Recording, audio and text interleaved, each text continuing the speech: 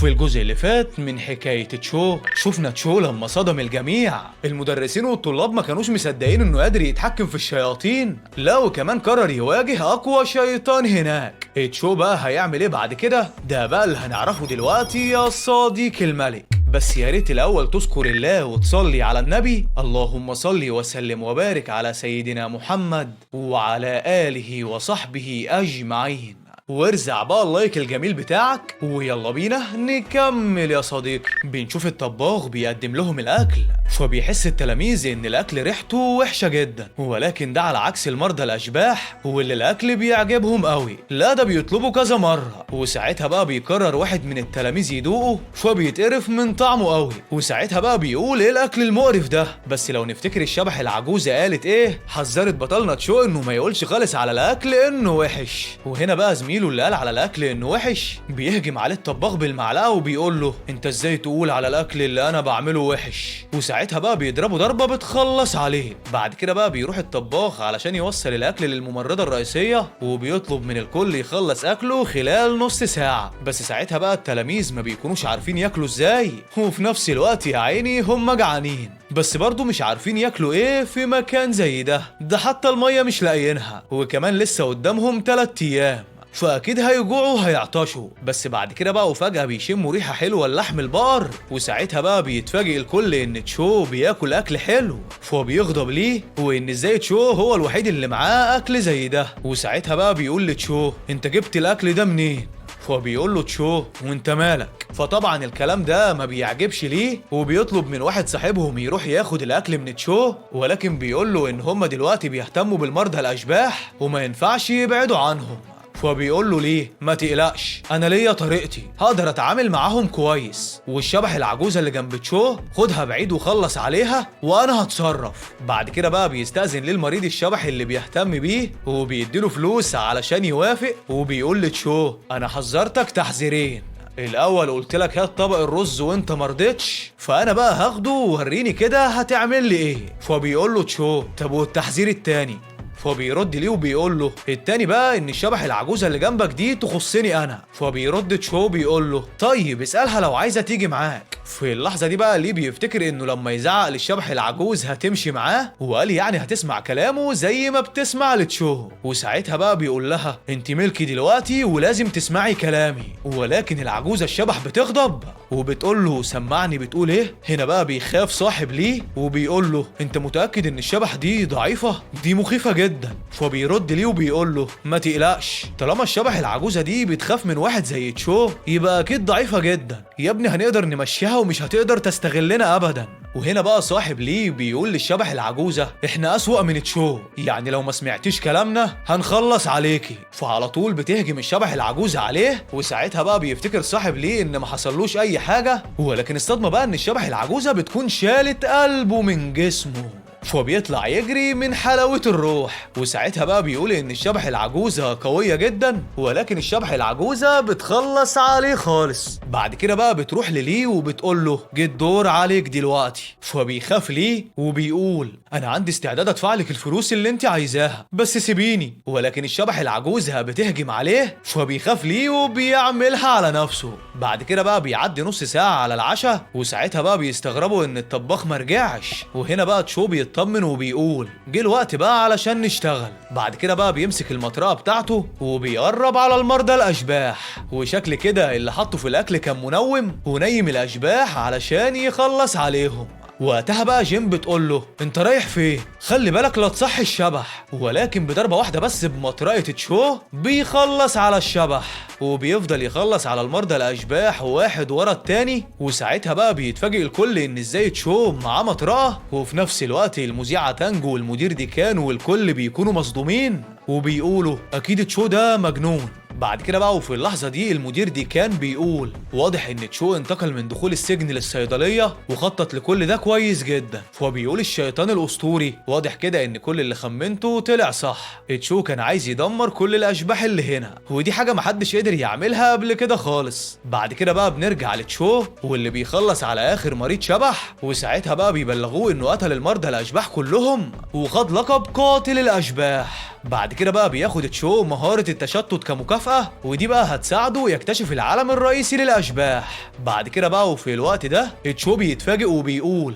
هو أنا فعلا خلصت على كل الأشباح. بعد كده بقى بيفتكر تشو الشبح العجوزة وبيقول لها مش انت من المرضى اللي هنا؟ طب ازاي بلغوني ان انا خلصت على كل الاشباح؟ فبتقول له ان هي كانت جايه بالصدفه علشان تقابل العجوز اللي تشو خلص عليه في الاول، وكانت على علاقه في السر معاه. فبتخاف الشبح العجوز وبتقول له بس انا ما كانش قصدي قداره ولا حاجه، ما كانش عندي اي نوايا وحشه، ما كنتش عايزه اموت بالطريقه دي، انا مش عايزه انضرب لحد اما اموت. وساعتها بقى وفي الوقت ده الكل بيكون مصدوم، وان ازاي تشو قدر يخلص على كل الاشباح اللي في الاوضه، لو كمان ابن اللعيبه خلص عليهم لوحده. بعد كده بقى وفجاه بيجي لهم اشعار وان تم التخلص من كل المرضى الاشباح، فبالتالي ما عادش في داعي لوجود الممرضين، وهنا بقى يقصدوا التلاميذ. بعد كده بقى بيبلغوهم ان الممرضه الرئيسيه هتخلص عليهم كلهم، فبيخاف الكل، وساعتها بيقولوا ازاي يعني هتخلص علينا؟ وبيقولوا ان تشو هو السبب في كل ده، وبيحاول الواد ليه يولع الدنيا وبيسخنهم على تشو، وبيقول ان هو السبب وهو اللي ورا كل ده. فبيقرروا ان هم لازم ينتقموا منه، وعايزين يربطوه يبعتوه للممرضه الرئيسيه علشان يعتذر منها، ولكن بيهددهم تشو بالشبح العجوز، وبالفعل الشبح العجوزه بتهددهم وان اللي هيتكلم تاني هتخرج له قلبه من صدره. فعلى طول بقى الكل بيخاف منها. بعد كده بقى بنشوف الشبح العجوزه بتحذر تشو وانه ما يدورش خالص على الممرضه الرئيسيه لان الموضوع خطر جدا. فبيرد تشو بيقول لها الخطر دلوقتي ان هي عايزه تخلص على الكل اول لما تفوق، هي دلوقتي نايمه بس بسبب المنوم اللي حطيته لها في الاكل، فلازم دلوقتي استغل الفرصه كويس. بعد كده بقى بيدخلوا لأوضة الممرضة الرئيسية، فبيتفاجئوا إن الممرضة الرئيسية والطباخ نايمين، فبيخلص تشو على الطباخ، وساعتها بقى بيبلغوه إن المهمة العالمية اتفعلت وما عادش في أي حد يقدر يقدم الأكل للمرضى في دار التمريض، ومطلوب منه يجهز أكل للمرضى، لا وكمان لازم على الأقل واحد فيهم يقول إن الأكل حلو. فبيقول تشو قتل الشيف كان صعب من اني اخلص على 12 شبح بارد طلع عيني. بعد كده بقى بيروح للممرضة الرئيسية وبيقول لو خلصت على كل الاشباح فطبيعي ان المهمة الجانبية كده تبقى مستحيلة، ده غير ان الناس العادية ما تقدرش تعمل اكل معفن زي اللي بيعملوه، فاكيد في النهاية كل الاشباح المرضى مش هيعجبهم الاكل وهيهاجموا في مجموعات. واضح كده ان كل خطوة بتوصلنا لطريق مسدود، ولسه المعلم هيضرب الممرضة الرئيسية، فبيتفاجئ ان هي خلاص بتفوق، وهنا بقى بتقول له انت عايز ايه؟ وهنا بقى الممرضة الرئيسية بتضربه ضربة بترميه بعيد، وفي اللحظة دي بقى المذيعة تانج بتخاف على تشو وبتقول هو كده في اي فرصة علشان تشو يعيش؟ فبيقول المدير ديكان لا ده اكيد مش هيقدر يفلت من تحت ايديها، وبالرغم من ان تشو كويس جدا بس برضه مش هيقدر يقف قدامها. وهنا بقى الممرضة الرئيسية بتقول لتشو انت ازاي عندك الجراءة تخالف القواعد هنا؟ فبيرد تشو بيقول لها انا عارف ان انا هموت بس مش خايف من الموت، يلا خلصي واختاري لي طريقة للموت. فبتتفاجئ الممرضة الرئيسية وبتقول له كويس ان انت عارف ان انت هتموت، طب ايه رأيك بقى شيلك راسك خالص؟ بس ساعتها بقى تشو ولا بيهمه الكلام ده، فبتتفاجئ المذيعة تانج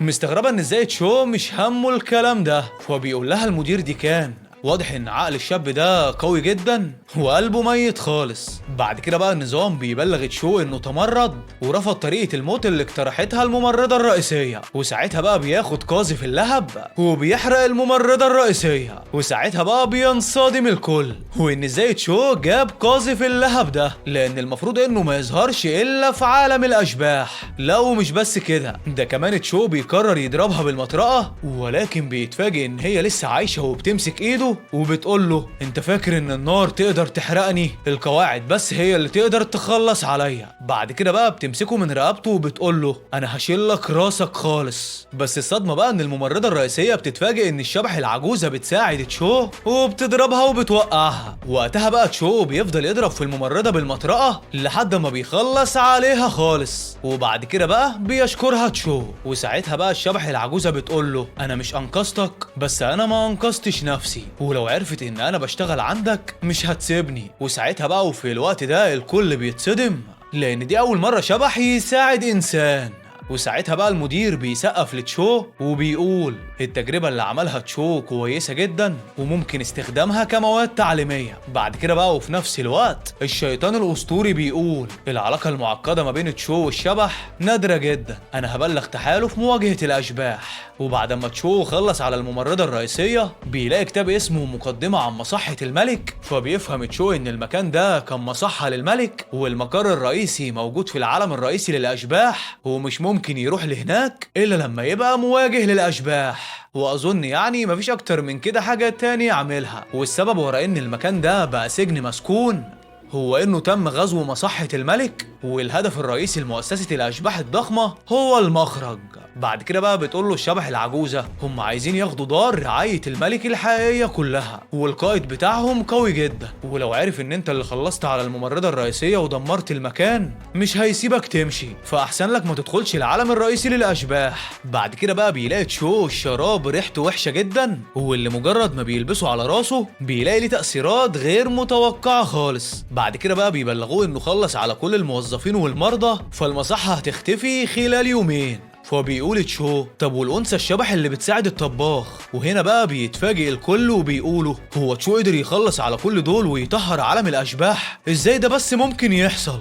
دلوقتي الأشباح هيطردونا لأن أي حد بيطهر عالم الأشباح لازم يبقى بطل بشري. بعد كده بقى وفي اللحظة دي بيظهر تشو، وساعتها بقى ليه بيقرب من تشو وبيقول له أنا بعتبرك أخويا، من دلوقتي أنت أخويا الكبير. وساعتها بقى بيطلع يجري، وساعتها بقى بنشوفه بيروح للأنثى الشبح اللي بتساعد الطباخ وبيقول لها الطباخ مات، وبيسألها هي في الأصل إيه بالظبط، فبتقول له الشبح العجوزة إن البنت دي غريبة وأول مرة في غزو مصحة الملك واتورطت معاهم بالغلط، وبتقول له واضح إن الأنثى الشبح دي شبح أصل لدار رعاية الملك، والممرضة الرئيسية كانت بتكرهها وحاولت تخلص عليها أكتر من مرة ولكن ما قدرتش. فبيتفاجئ تشو إن إزاي الممرضة الرئيسية ما قدرتش تخلص عليها، فبتقول له الشبح العجوزة دي كمان ما بتقاومش أي حد بيتنمر عليها وكلنا مستغربين. فبيسألها تشو المكان ده هيروح فين بعد ما يختفي، فبتقول له الشبح العجوزة انه هينتقل لمصحة الملك واللي موجودة في العالم الحقيقي للأشباح. بعد كده بقى تشو بيسأل البنت الشبح لو عايزة ترجع لمصحة الملك، فبتقول له لا مش عايزة ارجع. فبيقول لها تشو انا اقدر اساعدك تفضلي في العالم ده بس لو وافقت تكوني خدامة عندي انا،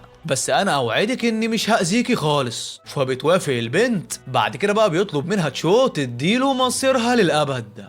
الواد تشو عمال يلم الاشباح في صفه مش عارفين ناوي على ايه، بس الاكيد انه عاوز يكون اقوى واحد على الطلاب كلها. فيا ترى بقى هيسيطر على شياطين واشباح تاني؟ ده بقى يا صديقي اللي هنشوفه في القسم اللي جاي ان شاء الله. بس استنى كده قبل ما تمشي لازم تعرف حاجه مهمه يا صديقي. طبعا انت عارف قناتنا الاساسيه ملك الانمي، دلوقتي بقى احنا وصلنا ل 90,000 مشترك يا صديقي الملك، فشد حيلك بقى معايا كده علشان خلاص فاضل على ال 100,000 تك يا صديقي. وعايز اقول كمان شكرا لكل شخص كتب تعليق جميل. وخلينا كده نبص بصة سريعة مع بعض. مش عارف اقرا اسمه، بيقول الحكايه كويسه من البدايه، حبيب قلبي تسلم. على فكره يا جماعه انا بقرا كل التعليقات، يعني عشان تبقى عارف، يعني اي تعليق كده ولا كده هشوفه على طول. والله ربنا يعلم انا بعزكم قد ايه، انتوا اخواتي اللي في ظهري وباذن الله مكملين مع بعض يعني الى ان يأذن الله. تعالى تعالى تعالى عمر وابراهيم ومالك وسكونة والشباب كلها ما شاء الله اللهم بارك، ربنا يزيد ويبارك. في واحد ما ردتش علينا لسه اهو، حبيب قلبي تسلم. بص ارد عليك هنا اهو، ما لحقتش فاهم، ممكن اكون كنت نمت.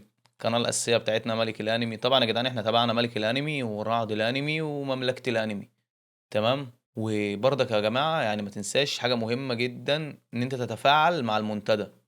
يعني انا بنزل هناك اسئله وحاجات، يعني انا بقول لك تعرف مين اللي ساعد بطلنا من التخلص من الشياطين في الحكايه الجديده؟ مين اللي ساعدت شو في اول حاجه خالص؟ في ناس هنا جاوبت صح بقى فاهم انت، واللي جاوب صح تعليقه هيظهر معانا، تمام. انا المره دي ظهرت كله، بس اللي هجاوب صح بقى تعليقه هيظهر معانا كده متبروس كده في الفيديو. طب واخر حاجه، بس انا عارف ان احنا طولنا بس عشان نبقى قلنا كل حاجه. طب دلوقتي يا عم اسعد الحكايات صغيره، الاقسام صغيره ليه؟ دلوقتي يا صديقي علشان اي حكايه بننزلها بتكون حكايه جديده، حكايه حصريه احنا لسه بننزلها لك، تمام. محدش ينزلها قبل كده على اليوتيوب خالص، حلو كده. فالحلقات بتبقى لسه بتنزل تباعا، يعني ما بتكونش كلها نزلت، فانا هجيب حلقات منين؟ فالحلقات اللي متوفره بلخصها، أول ما الحلقات بتكمل بعدين بانزّلها على طول، بس كده. يعني أنا باكون مستني الحلقات، يعني أنا مش هاكون فرحان مثلًا وأنا بانزّل 3 أقسام من حكاية، طب ما هي عاجباكم وأنا بانزّلها تمام، بس هي ما فيش حلقات، بس فيا ريت نكون مقدّرين كده. وبس كده، ما تنساش تذكر الله وتصلّي على النبي عليه أفضل الصلاة وأزكى السلام، وسلام يا صديقي العسل.